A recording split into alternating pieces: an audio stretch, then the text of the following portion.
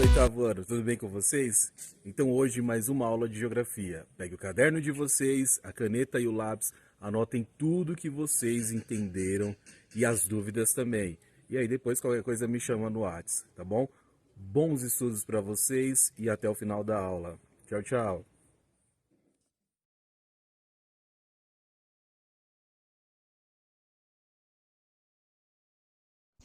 Pirâmides etárias são gráficos que vai trazer para a gente informações sobre a faixa etária, ou seja, a idade da população de um determinado país, dividindo essa população, né, em jovem, adulta e idosa. A distribuição dessa população vai ser feita justamente através de gráfico, que é esse tipo de gráfico que está aí na tela para vocês. De um lado vocês vão ter a parte masculina, ou seja, a distribuição da faixa etária dos homens, a idade dos homens dentro de uma sociedade. Do outro vocês vão ter a idade das mulheres, também distribuída a faixa etária das mulheres aí na pirâmide. A base dessa pirâmide vai representar a população jovem, que é formada por crianças e adolescentes. Então, na pirâmide etária será chamada de população jovem, tá? Cada lado dela vai representar a idade dos homens e a idade das mulheres em quantidade dentro da mesma sociedade, tá? A pirâmide etária ela se torna importante porque através desse resultado o governo pode descobrir a quantidade de idosos que existe dentro de uma sociedade, se é uma sociedade idosa, jovem ou adulta, também chamada de PEA. Agora um vídeo ilustrativo vai ajudar vocês a compreender Analisar melhor. as pirâmides não é algo difícil. Dê uma olhada nessa pirâmide do Brasil de 2020. Do lado esquerdo da pirâmide representa os homens e o lado direito as mulheres. O eixo horizontal representa a quantidade de pessoas, geralmente é por porcentagem, sobre a população total do país. Mas também pode ser encontrado pirâmides que usam números absolutos. Já o eixo vertical, esse que fica no centro da pirâmide, representa as faixas de idade. O topo da pirâmide representa a população idosa.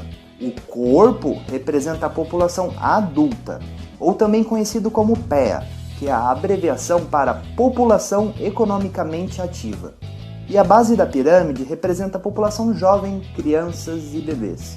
Há diversos tipos de pirâmides, que varia de país para país, conforme seu desenvolvimento e qualidade de vida da população. Vários aspectos importantes como a expectativa de vida, IDH, taxa de natalidade e mortalidade infantil podem influenciar diretamente no formato da pirâmide.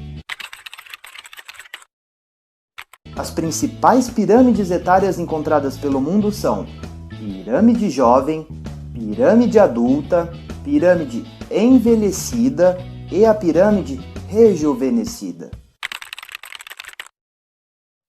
A pirâmide jovem apresenta uma base larga, indicando que há muitos jovens e crianças no país, significando que há uma alta taxa de natalidade. E o topo da pirâmide, representado pelos idosos, é bem estreito. Isso significa que a expectativa de vida é bem baixa.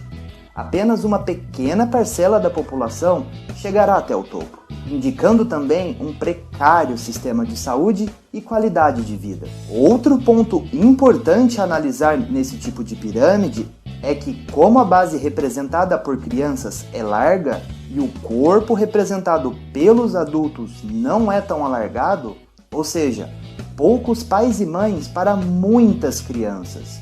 Isso significa que as famílias são grandes e numerosas. Geralmente, países subdesenvolvidos apresentam esse tipo de pirâmide, como a Nigéria, Angola, Níger e Moçambique.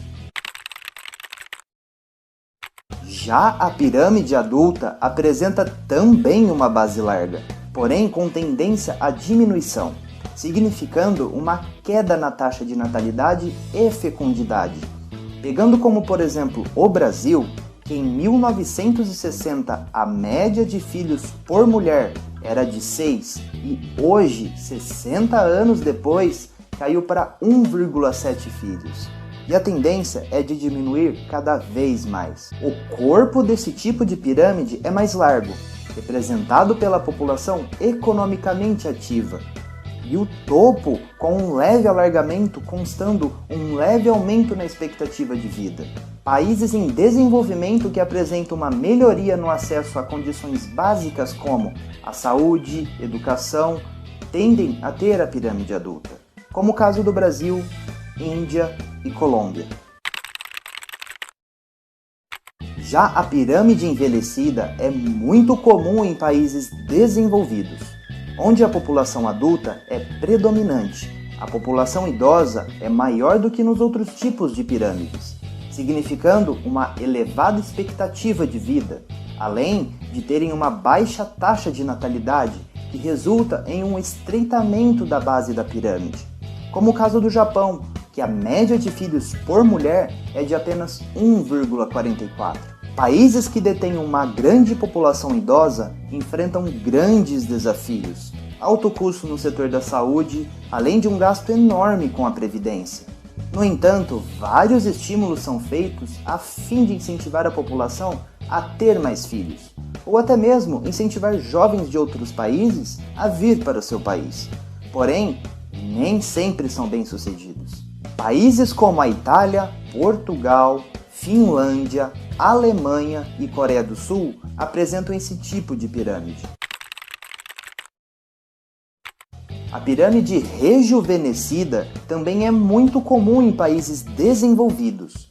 Um dos únicos detalhes que a diferencia da pirâmide velha é o aumento da fecundidade recente, causada geralmente por estímulos políticos, que, como já dito, incentivam a população a terem mais filhos, para manter a economia ativa. Então é isso aí, galera. Então, para finalizar, a gente precisa ter conhecimento de 3 conceitos fundamentais quando a gente fala principalmente de pirâmide etária, né? O primeiro é justamente sobre expectativa de vida. O que é expectativa de vida, né? Então, o indivíduo, a partir do momento que ele nasce, né, ele já tem uma certa expectativa de vida, que é justamente um período que ele vai viver, né? Esse período é calculado justamente de uma média da quantidade, né, da idade, melhor dizendo, das pessoas que sobrevivem dentro de um país, né? Então ela vai dizer mais ou menos, a partir do momento que o indivíduo nasce, quanto tempo ele vai durar. É óbvio que isso não é via de regra, tem gente que morre mais cedo, outros ultrapassam essa expectativa de vida, tá? Então ela é também chamada de esperança de vida, que é o número, né, médio que a população de um país ela pode viver. Isso está muito baseado, né, principalmente quando esse país ele investe na questão da educação, da saúde, da segurança, do lazer e principalmente da alimentação. Então, quando ele faz tudo isso, né, o indivíduo ele pode ter uma expectativa de vida alta. Geralmente, os países mais desenvolvidos, chamados de países ricos, são esses que têm as maiores expectativas de vida dentro do planeta, tá? A taxa de natalidade, também a taxa de mortalidade, ela vai dizer a quantidade, né? A taxa de natalidade, a quantidade de nascimentos dentro de um período de um ano dentro de um país, e a mortalidade vai dizer o número de mortes dentro de um país também no período de um ano, tá? Então, existe um cálculo muito simples para você poder fazer. Você pega o número de nascimentos durante um ano e você multiplica por 1000. E esse resultado você vai dividir pela população do país. Aí você vai ter em porcentagem a quantidade da taxa de mortalidade dentro de um país. Ou a taxa de natalidade, que também é a mesma coisa. Você pega o número de nascimentos, divide, né, multiplica por 1000 e depois divide pelo número da população. Taxa de mortalidade é a mesma coisa. Pega o número de mortes, multiplica por 1000 e aí divide pela população, tá bom? Então esses são os conceitos básicos para a gente poder entender o que significa a taxa de natalidade, taxa de mortalidade e também o crescimento vegetativo, que vai ser a diferença entre a taxa de natalidade e a taxa de mortalidade.